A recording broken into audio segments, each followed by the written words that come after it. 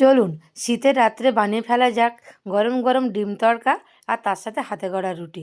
আপনারা রাতের ডিনারে আজকে কে কী বানাচ্ছেন অবশ্যই কিন্তু কমেন্ট করে জানাবেন। আমি এখানে এই তড়কার ডাল নিয়েছি এই 300 গ্রাম মতন। আর সেটাকে ভালো করে কিন্তু একটু গরম করে নিতে হবে, যেটাকে বলে আমরা শুকনো খোলায় একটু ভেজে নেওয়া, উঁচিয়ে নেওয়া আর কি। আমি সরাসরি কুকারের মধ্যে দিয়ে এই ভালো করে এটাকে গরম করে নিচ্ছি। এইভাবে গরম করে নিলে কিন্তু তড়কাটা বেশ কাঁচা গন্ধটা চলে যায় আর খেতেও কিন্তু খুব ভালো হয়। আলাদা করে আর অন্য জায়গাতে করে গরম করে নিলাম না। এই ভালো করে নাড়াচাড়া করে নিচ্ছি ওপর নিচ করে, যাতে বেশ ভালো করে একটু ভাজা মতন হয়ে যায়। তারপর জল ঢেলে দিয়ে এটাকে বেশ ধুয়ে পরিষ্কার করে নিতে হবে। তারপরে এই তড়কা ডালটা আমার এই কুকারে ২ টো সিটি দিলেই কিন্তু হয়ে যায়। আপনারা কে কেমনভাবে সিটি দেবেন আপনাদের কুকারে সেটা দেখে নেবেন। আর এর সাথে কিন্তু আমি ১ মুঠো রাজমাও দিয়েছিলাম। সেটা আপনাদেরকে আর বলা হয়নি, দেখানোও হয়নি। তারপর এটাকে বসিয়ে দিলাম আর আমি এখানে পাশাপাশি কিছু এখানে গরম তেলটা আমার সিটি সিদ্ধ হয়ে গিয়েছে। আর এই কড়াইতে আমি এটা তেল গরম করতে দিয়েছি। আর এই পেঁয়াজ, কাঁচা লঙ্কা, টমেটো আর একটু আদা বেটে নিয়েছি। আমি এই তড়কা ডালে কিন্তু রসুনটা দিই না। এই দেখুন পেঁয়াজটা একটু ভাজা ভাজা মতন করে নিই। এটা কিন্তু খেতে ভালো লাগে। আর এটা কিন্তু নিরামিষ করলে একদমই ভালো লাগে না।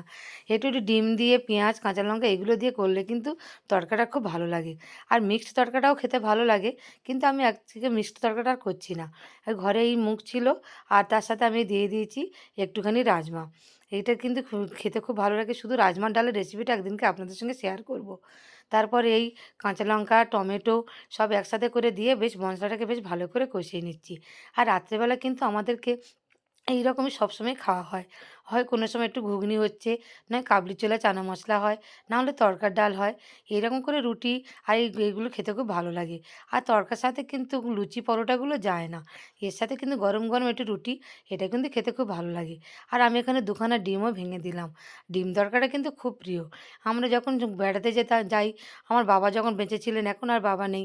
তখন কিন্তু যখন দূরপাল্লা যতগুলো বেড়াতে আমরা যাব, তখন আমরা বড় বড় ধাবা দেখলেই পাশে গাড়ি দাঁড় করিয়ে সেখানে এই তড়কা রুটিটা কিন্তু আমার খুব প্রিয় ছিল।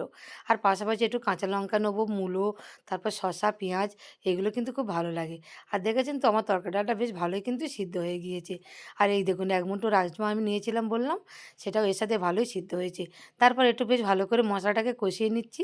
আর পাশে একটু জল গরম করে রেখেছিলাম, সেটা এরপরে দিয়ে দেবো। এই যেকোনো তরকারিতে কিন্তু একটু গরম জলটা দিলে কিন্তু খুব ভালো হয়। এই দেখুন আর তরকাটা খেতে কিন্তু আমাদের ছেলেমেয়েরাও খুব ভালোবাসে। আর আমারও কিন্তু খুব ভালো লাগে। আর এইসব রান্নাগুলো কিন্তু একটু শীতের সময় কিন্তু খেতে খেতে খুবই ভালো লাগে। গরমের সময় কিন্তু এত রিচ আর এত ভারী খাবারটা কিন্তু খাওয়া যায় না। এই দেখুন আমার রান্নাটা কিন্তু প্রায় শেষের পথে। তারপর একটুখানি গরম মশলা কিন্তু আমি উপর থেকে দিয়ে দিলাম। আর এই গরম মশলাটা দিলে কিন্তু তরকারির স্বাদটা আরও বেশি ভালো লাগবে, আরও টেস্টফুল হবে। তারপর আমি এখানে আটাটাও মাখিয়ে রেখে দিয়েছি। আর লেচিটাও কেটে রেখে দিয়েছি গোল গোল করে। এবার শুধু হাতে করে নিতে হবে, রুটি কটা করে নিলেই আমার হয়ে যাবে। এই দেখুন আলাদা করে কিন্তু আমার আর সেঁকতে হয় না। আমি প্রত্যেকটা রুটি এইভাবে তাওয়াতেই সরাসরি আমি ফুলে তুলে নিই। এবার রাতের ডিনারটা এইভাবে সাজিয়ে ফেলছি। আমি একটু পেঁয়াজ নিলাম আর কাঁচা লঙ্কা নিলাম। এই রাত্রেবেলা শসাটা নিলাম না, ঠান্ডা লাগার ভয়ে। তাহলে আজকের ভিডিওটা এই পর্যন্তই। আপনাদের সঙ্গে আবার দেখা হচ্ছে পরের ভিডিওয়। আমার হাসব্যান্ডের তো দারুণ লেগেছে খেতে। সবাই ভালো থাকবেন।